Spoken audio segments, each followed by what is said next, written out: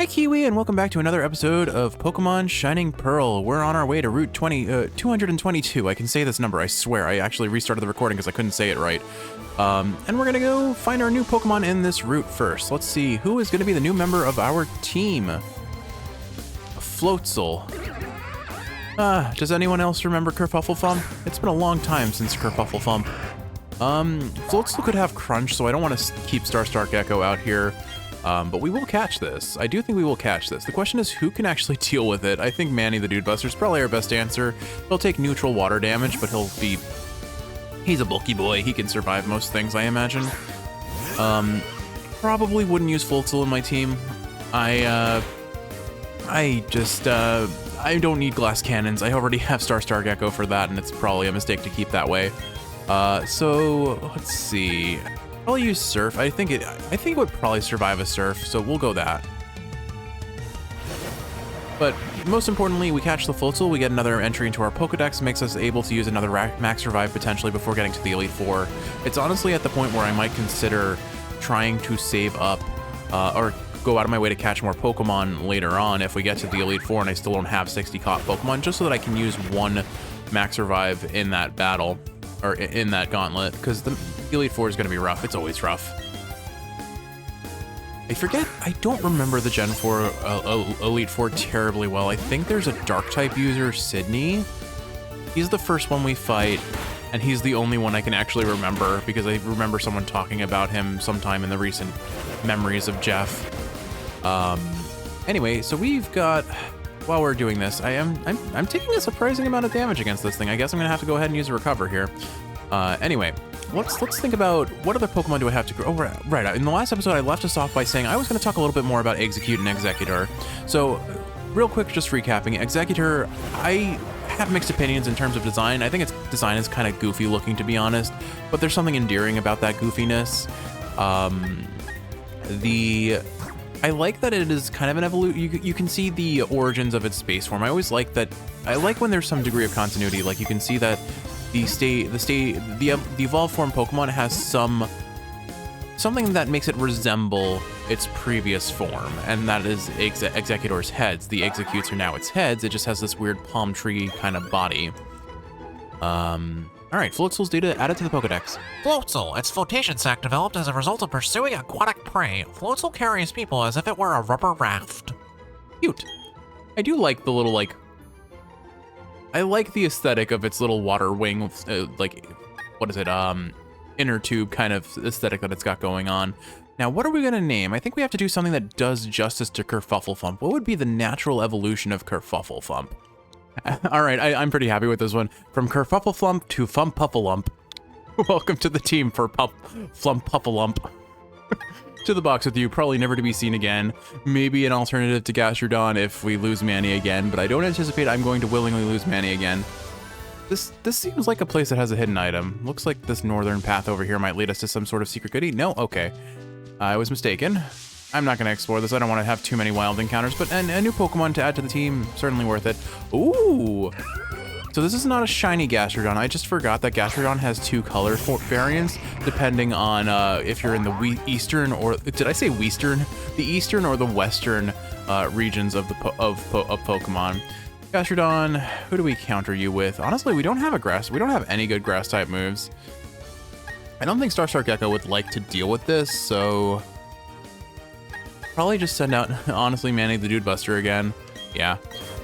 Hopefully this Gastrodon does not have Recover. It'll be annoying to have to, let it heal tank against us. If that becomes the issue, I might just, catch it to get it out of the way. Anyway, so yeah, so back to Executor. So Executor, I think its body looks kind of low-res, kind of derpy looking, honestly. That's my biggest gripe with it. Beyond that, though, I think... I have fond memories. Oh, it has Storm Drain. That's not good. Oops. Oh, and that raised its special attack. It's going to be hitting a fair bit now. And it has Ancient Power. It can stat boost on us. I think we're still fine. Of course, it's going to get the stat boost. This Gastrodon has double its special attack. I am in a bad spot. I'm going to recover here and test the waters and see if we can survive a muddy water, honestly. If it crits, we might be in a bad spot for Manny. Anyway, So what I wanted to say here is the one thing that has Executor going for me is it was very competitively viable in early Pokemon, but fell off pretty hard pretty quickly. Most importantly to me, though, I had some connection to it with Pokemon. Oh man, okay, this is a problem. This thing's actually a threat. If it crits, we're in crit range of dying. But I have fond memories of it because of Pokemon Go. This Gastrodon is actually going to be a problem. I don't think I have any Pokemon that can tank it aside from Manny, and we're already just eating some really big hits from it. I'm a little spooked. We'll have to heal with Hyper Potions, which don't even fully heal us here. We're too tanky for a full heal on a Hyper Potion. Anyway, but Execute, I think is cute. I really like its design. It's simple. It's just a bunch of eggs, but I like that each egg has like a different personality, a different aesthetic, a different like whether its shell is intact or not. I think it's a really cute design. And again, I think I mentioned in the previous episode that them saying like execute executor from the anime, just I have that kind of ingrained in my soul a little bit, which is just an extra bonus of like nostalgia and fond memories, if you will. I don't think we can kill it with an earth power, but we are within range of getting knocked out by its muddy water potentially. I'd probably play it safe and hit a recover here just for safety reasons. I think we're already faster, so Quick Claw activating here doesn't actually do anything for us, but Manny loves his Quick Claw. I'm not going to fault him for using it. I didn't think I was going to be sweating this hard against another Gastrodon, but there we go. I guess this is just a prelude to Cynthia. Thankfully, this Gastrodon has decided to spam Body Slam, which, of course, it's going to paralyze us, so we can't switch out anymore. I go for the Earth Power here, I think. Hope it hits. Earth Power has the chance to lower its opponent's special defense, so we really want it to not happen to us and hopefully happen to this enemy Gastrodon. Okay, we're safe. Oh my goodness, that was way sweatier a wild battle than I anticipated. Anyway, Execute cute, not relevant for competitive, maybe Baby Cup, but I never played Baby Cup outside of the Pokemon Stadium. For context, Kiwi, Baby Cup was, you only use unevolved level 5 Pokemon, I believe, so like the weakest Pokemon available. It's honestly a kind of really boring format to me, to be honest, because there's not a whole lot you can, do in it. Level 5 Pokemon do not have an exciting moveset. They may have been capped at level 20 just to give them some early moves, I forget. But it was such a boring format, all things considered. I'm quite bored. Care to break the monotony? Look, he has purple hair. I have to equate him to Lorenz, and he's a fancy boy. Rich boy Trey. Okay. Oh, he looks so lame. Anyway, well, let's move on from the egg line, because I think the point being, cute, some nostalgia from Pokemon Go, not a whole lot going for them beyond that. Their competitive viability wore thin very quickly. So then, who comes next? Why don't we talk about the Hitmons? So Hitmonlee, Hitmonchan. Do I talk about Tyrogue and Hitmontop? Now we'll save them for Gen 2 talk. So, Hitmonlee. Does anyone else think of like that weird monster character from Looney Tunes when they see it? The big red one with like the sneakers and the like striped socks. And I think that it had like long nails that were a mix of black and yellow. Like for some reason I see the same thing and when I see Hitmonlee. The monotony was broken, but what at the monotony was broken, but at what cost? It's I don't know, that's what I always think about when I see Hitmonlee. I loved Hitmonlee's Pokemon card. I think between Hitmonchan and Hitmonlee, I pretty consistently took Hitmonlee. Hi, Traveler. How would you like to battle?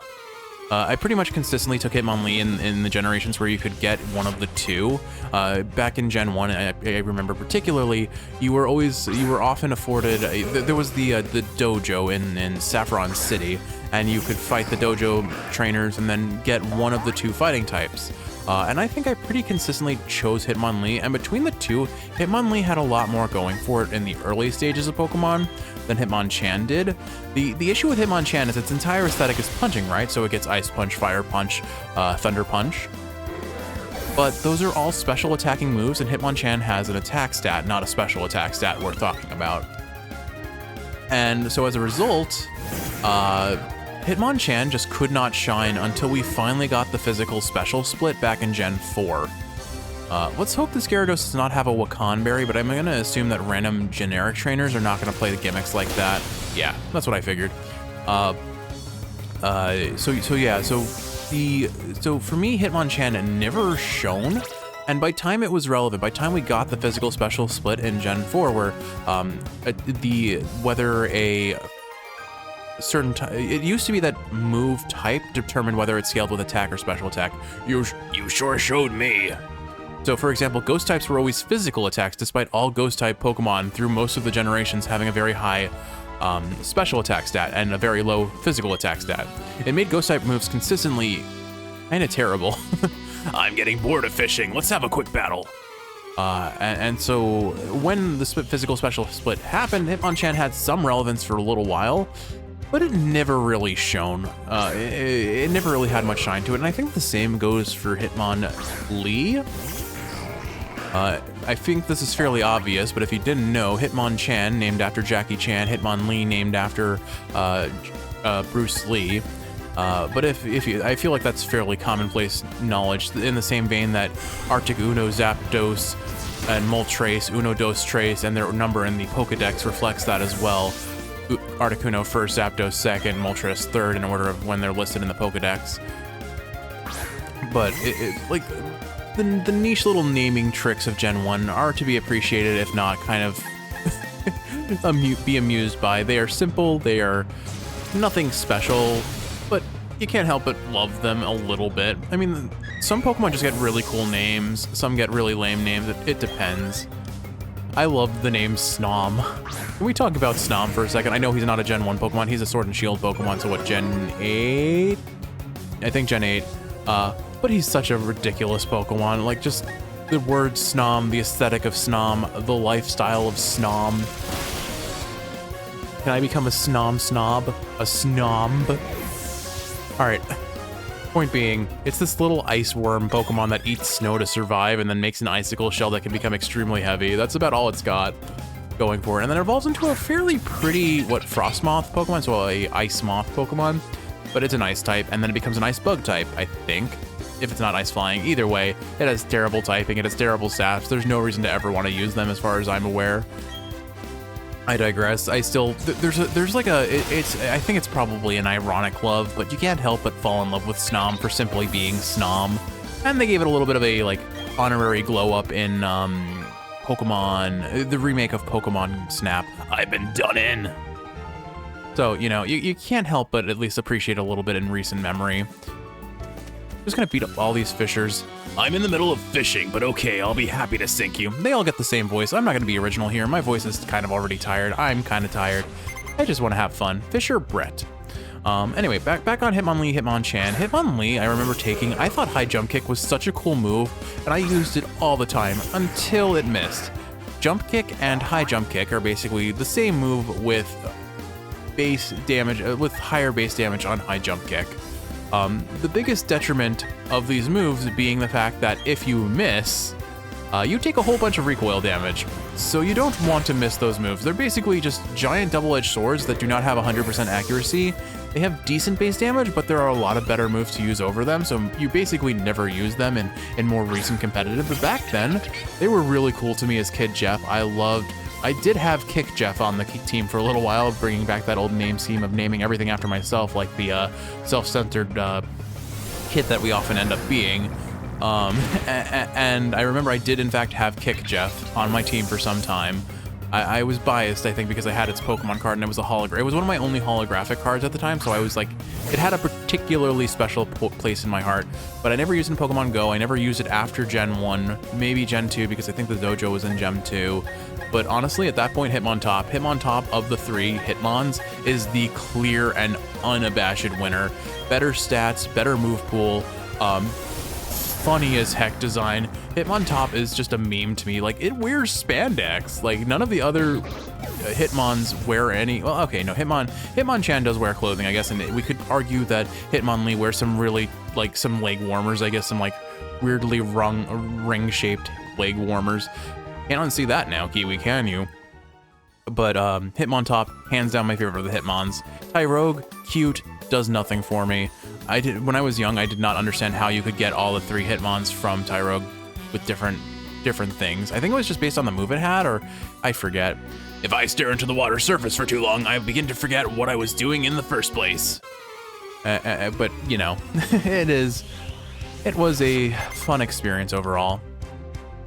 So moving on from the Hitmons, let's talk about coughing and wheezing. So first off, Alolan form wheezing is one of my favorite Alolan forms. It is so funny, and it's not just that, it is competitively viable and really good. I'm forgetting the name of its ability. It's like numbing gas, or it's something sort of neutralizing gas, maybe. It is really good. It is the same ability as, I believe, Mold Breaker, but basically it makes it so other Pokemon's abilities can't get activated, which is extremely useful and competitive, especially in doubles format, because Intimidate is an ability that's constantly going on the field, and that Wheezing, Wheezing, I believe, becomes Poison Fairy type with its Alolan form, and Fairy type is one of the best defensive typings in the game. Poison, I don't actually know where it stands, but it has only a couple weaknesses. Granted, those weaknesses are to fairly common offensive types, particularly ground. So Wheezing not having Levitate and losing its Levitate ability for neutralizing gas, while still being a poison type, is a bit of a detriment to it, and gaining a new fire weakness is not great being fairy type. So being weak to ground and fire, which are 2 very common types in competitive, is definitely a mark against it, but Wheezing is a wall. I actually used Wheezing on one of my competitive teams for a while, and regular form Wheezing before. This was back when I played competitive back in Gen 4 and 5, mind you, before Alolan Wheezing was even a consideration or an idea. But Wheezing has pretty solid HP and physical bulk with not terrible special defense, but it's not really the thing you're using it for. You're using it more of a physical defense kind of Pokemon. But I did use it. I made sure it had Will-O-Wisp. I think I had Sludge Bomb, Will-O-Wisp. Those were the 2 big things I had. I think it had Pain Split to try and heal itself. We're not gonna learn Memento. I don't know how, but I lost. And so Pain Split, the way it works is it totals the HP between you and your opponent's Pokemon, and then divides them in 2 and shares it between the user and the opponent. So we have not seen berry bushes in a long time. Wow, I kind of forgot they were in this game, to be honest, because I haven't played with them at all. Anyway, so yeah, I have a fond memory of Wheezing. I saw him be relevant in some competitive, like high-level competitive play. In terms of relevance in the early stages of Pokemon, I really don't actually remember or know, because I never really used it outside of Gen 4, Gen 5 competitive. But you can't help but love it because of its role in the anime. I mean, Listen, can you tell me what kind of Pokemon you have? I'll show you what kind of Pokemon I have. Little girl, prepare to say goodbye to all your best friends. Oh, you only have one? Oh, now I feel kind of bad. Why is she in the shadow like that? Oh, there's just a cloud passing over her. Okay, that's an intensely shaded, inducing cloud. Wow. It almost looks like we're on a desert here. Okay, there's the beach. We're good. Is it just me, or the sand feels darker than it should be? Sands for deserts are usually like a lighter yellowish color, right? This looks kind of, I don't know. It's throwing me off a little bit. Remoraid. We'll just Shadow Ball it. Anyway, so coughing and wheezing in James's team in the anime, it just puts them in a very special place in my heart. A fondness of just all the times coughing or wheezing unintentionally self-destructed or exploded, causing unwieldy damage to Team Rocket, causing them to blast off again. You know the story. You're so tough. I'm stunned. But I think those two definitely, they have a special place in my heart for that reason. This strikes me as a place that has a hidden item, so we're gonna go ahead and just break this rock and see what's hidden over here. What have you got? What goodies have you got for me? Wait, what? What was the point of that rock then? All right, hold on. There's gotta be an item here, right? Okay, I'm officially at the point that the item finder is useless. I've found one item with it. When I first started fishing, catching anything made me happy, but those days are long gone now. Now I get annoyed if I can't beat my record by even an inch. Got some interesting houses here. Pikachu Fan Club. Pika Pika Pika Pika. Well, I guess we're gonna find some Pokemon nerds in here. I'm gonna maintain the position of I think Pikachu's a little bit overrated. Just don't tell these guys I said that. I'm going for the Pokemon Championship with only Pikachu. Good for you, bud. Oh, you're a trainer that's gonna fight me. Okay. Mika, Pikachu. Oh boy. Anyway, where was I? I guess that's really it. I have a strong nostalgia for Coughing and Wheezing because they were in the anime, and I think you kind of get that sense from all of my commentary that if the Pokemon was in the anime, it gets some extra bonus points. If I had a personal connection with it, of course it's gonna be more fondly looked at. Design-wise, I think they're very classic. They're very, like, unique, I suppose. It's just a ball of smoke and then a two-headed ball with smoke. Again, following the trend of evolutions leading to more heads that a lot of Pokemon in Gen 1 kind of got the metric of. Who's next? Who is next? How about Tangela? Tangela, this is less of an issue when I was a kid, more of an issue now. When I look at Tangela, I just think about spaghetti. Yeah, it's weirdly blue-greenish spaghetti. Maybe I think about like kelp or seaweed as well, but I mostly think about spaghetti, and it makes me think that Tangela is incredibly edible. I guess that's one thing I could talk about later is which Pokemon do I think are the most edible? Because obviously there are food Pokemon, but what about the non-food Pokemon? That sounds like a really cursed video that I'm not going to talk about right now, but food for thought for a future date, right? You know?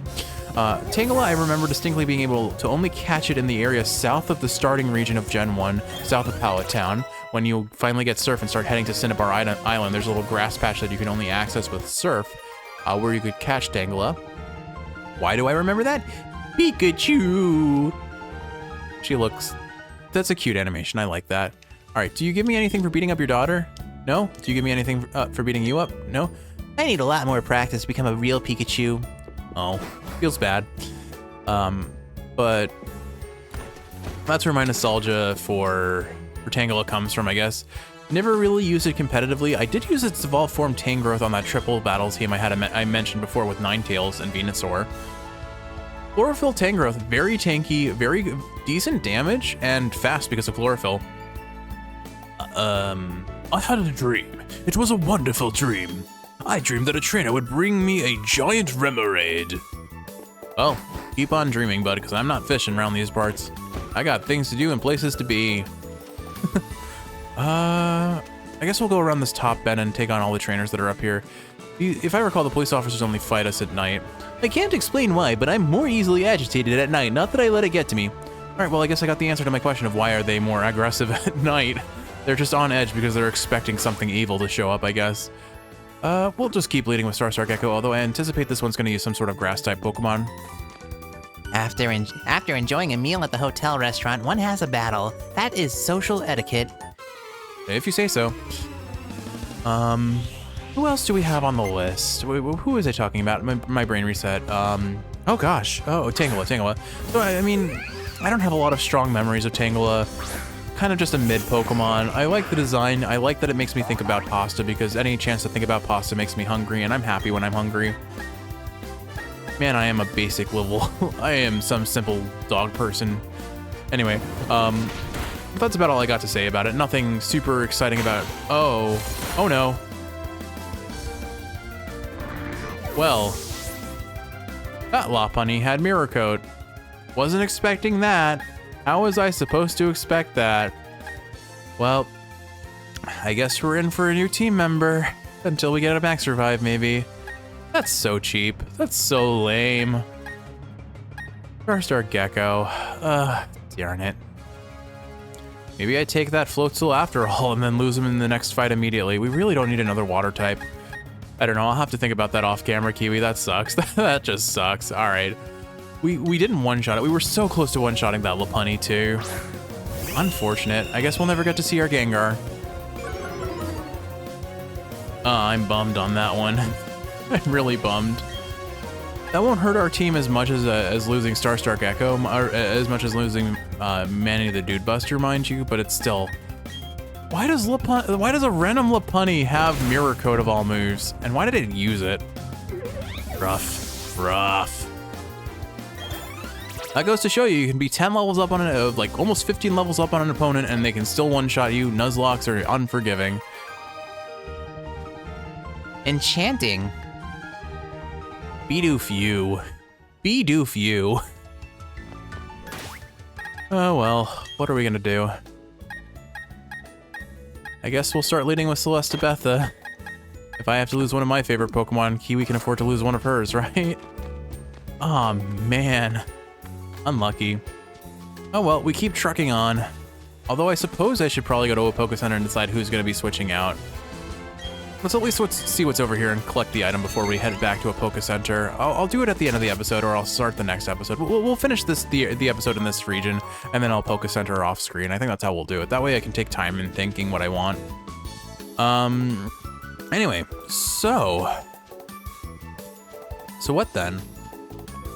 We talked about Tangela. Who's next? Who is next? The only items you ever throw are Pokeballs. But is that true? I want people to think about that. That's why I give away these technical machines for fling. You obtained TM's 56s. Using that move, the Pokemon hurls whatever item it's holding at the opponent. The move's effect depends on what item is hurled. Hurled! Remember, the move fling fails if the Pokemon isn't holding anything. Kind of losing the voices today. I'm a little phoned in today. I'm kind of tired. This looks like a double battle. And you're a sailor, which means you're probably gonna have a water type to lead. So let's put out Captain Squawk and Pine Tree, and we'll just wreck their faces that way. Bring it on, kid. Look at my Pokemon, it's really cool. Oh, we'll ride upon the sea in a boat, just you and me. That's the way of the sailor, way of the sailor. You sing too. I have no idea what he was singing, but some random sea shanty, clearly. All right, after Tangela, let's talk about Porygon. I love Porygon. Porygon's design is so cool, and I used to use Porygon Z specifically on a competitive team. It used to be one of my special sweepers. It's always been kind of a middle-of-the-road Pokemon, but it had a very strong niche in Gen 4, Gen 5 competitive because it just had a very high base damage, very high special attack and speed, so it was fairly devastating in terms of its damage potential.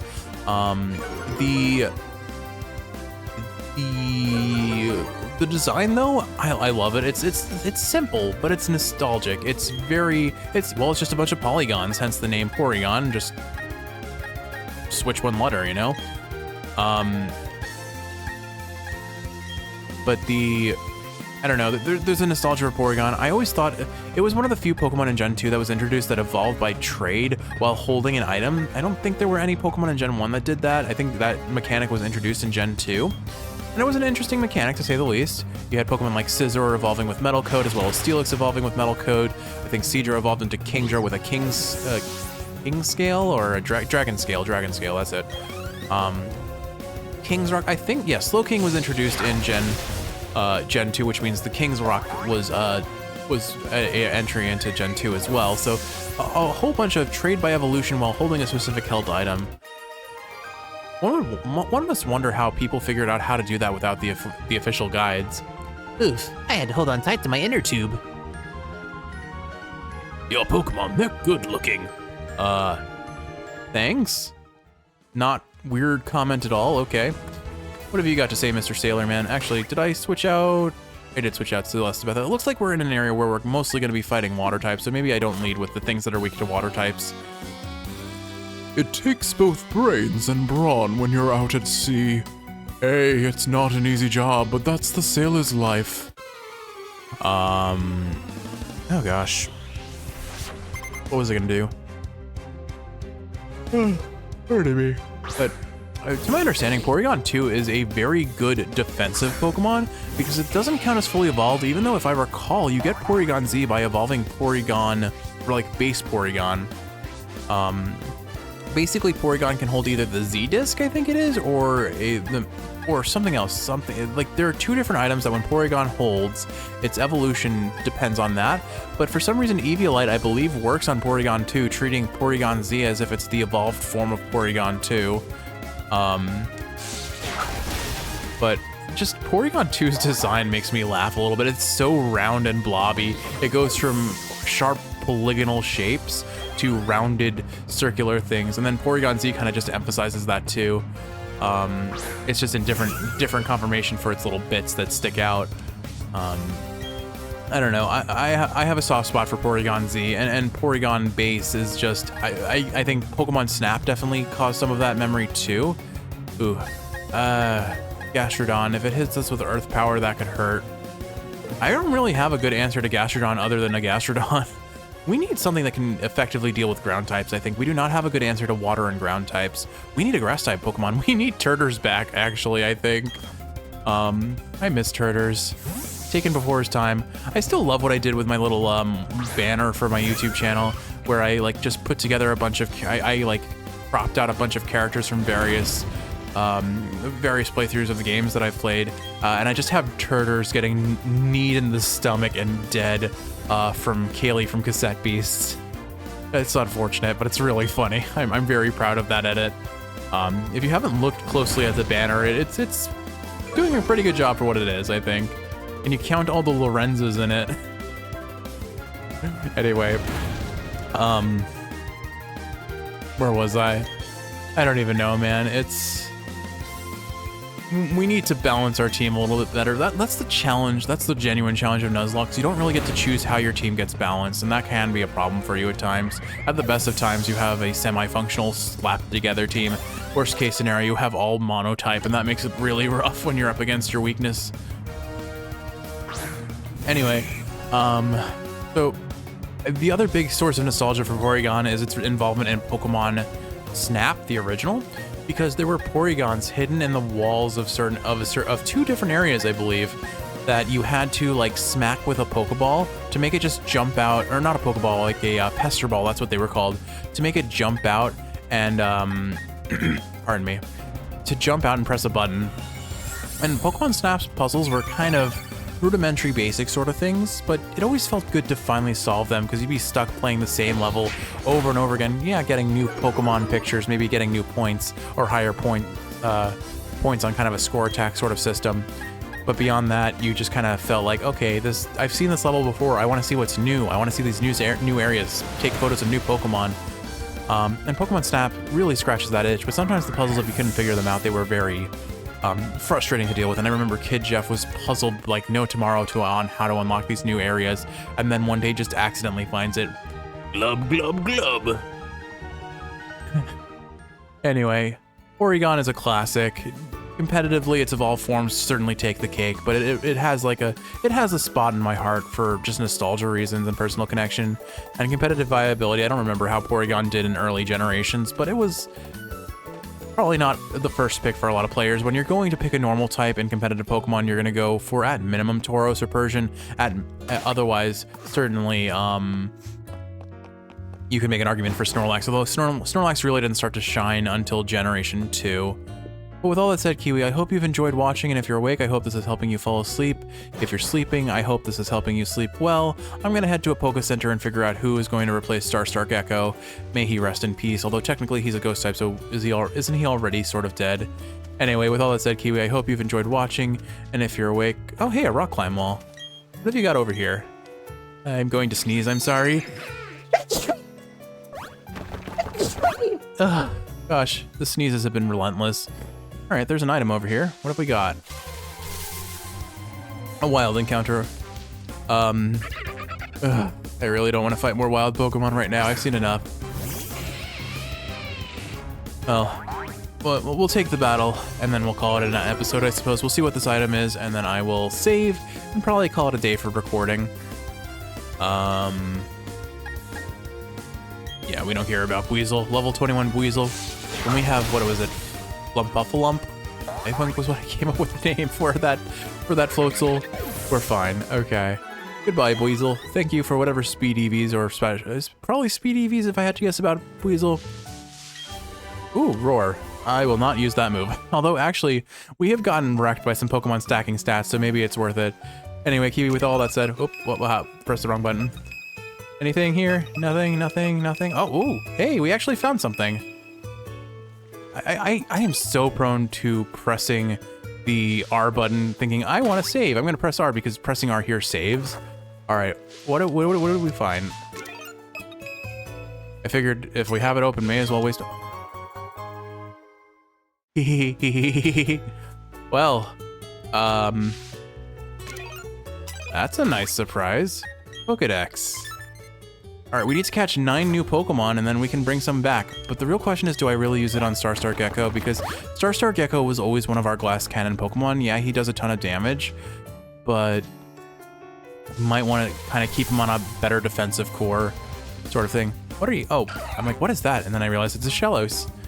I don't think it becomes a ground type until it evolves, so we can probably knock it out in one hit with a Spark. I can knock it out in one hit with whatever move I use because it's level 20 something probably. Anyway, Kiwi, that's a big find, but I have to contemplate if it's worth using on Star Gecko at this stage or not.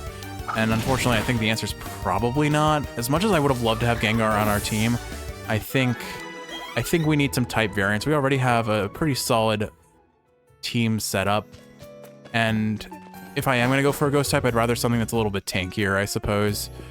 We need tanks to survive. Right now, we're depending on Captain Squawk and Manny the Dude Buster to be our defensive core, unfortunately. But I think with all that said, Kiwi, I hope you've enjoyed watching, and if you're awake, I hope this is helping you fall asleep. In the next one, we'll figure out who's taking Star Gecko's place. But until then, I love you, and I will see you in the next episode for some more Pokemon Shining Pearl.